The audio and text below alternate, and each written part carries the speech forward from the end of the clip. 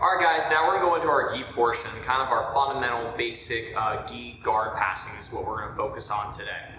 So Zach and I are gonna work on a standing guard pass variation in the gi. This is one of my favorite passes that we can work, all right? So from this position here, I'm gonna look to isolate an arm, all right? That's the first thing I'm looking to do. And I like to get a 2-on-1 grip. So posture here is very, very important, but my 2-on-1 grip also is gonna help me control as I stand up. So I'm going to look to drag the arm across, typically like to grab right at the wrist, and my other hand's going to follow pretty closely somewhere on the low end of the forearm, okay? Once I get control of the hand here, same deal, thumbs in or out, always optional. I'm going to pin and push and start keeping my posture up, keeping the forearm and the hand close to the belly button. Next thing I'm going to do is step up on the left side of my leg, okay? I'm going to post on my left leg first versus my right. That way it doesn't have a chance of underhooking my leg before I can stand all the way up. So I'm going to start shifting my weight into them, and as I do this, I don't want to end up on my toes falling forward where you can control my posture.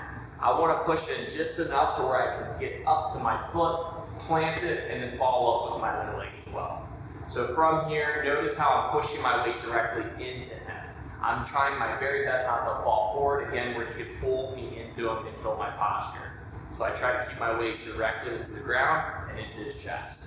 From here, I'm going to follow up by stepping up on my other leg, also kind of keeping myself in what we call like a sumo squat position. I will slowly start straightening out my legs, keeping my legs bent in a hinged position. Not straight leg, okay, but not completely squat. From here, I'm going to release my left hand, look the posture up, and reach back to the inside of the left thigh, okay?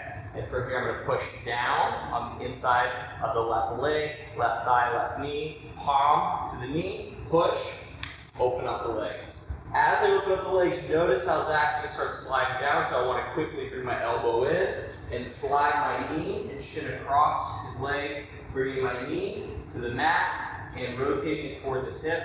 Also, as I come down, notice how the leg is trapped.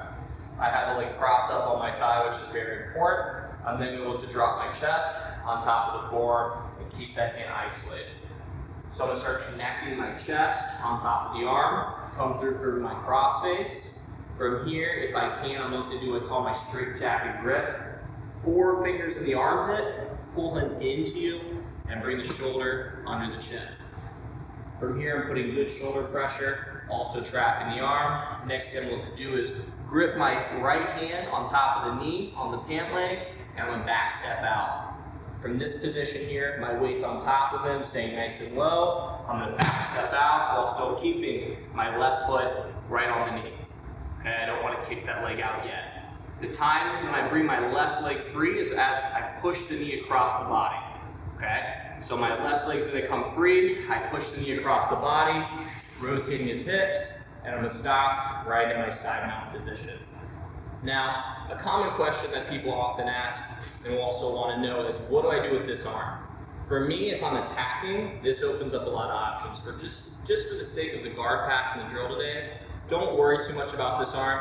Just note that when you get here, you have tons of options to start attacking by going to the hip here. You can come over top and go into like a reverse scarf hold. You can go to north-south. You can start looking to attack the neck. You can start looking to attack the kimura. Or sometimes guys will start looking to turn, and when they turn, you start looking to take the back. Okay? So you have a lot of options here. Sometimes the arm comes free too, so the guy's hand will come up from under, and you'll just end up on your traditional side. Or, like I said before, if his hand is stuck on the chest and you're putting pressure, he sometimes will look to turn and turtle and look to expose his back. And when he does that, that's when you'll look to take the seatbelt, okay, and finish on the back. One more, now real speed.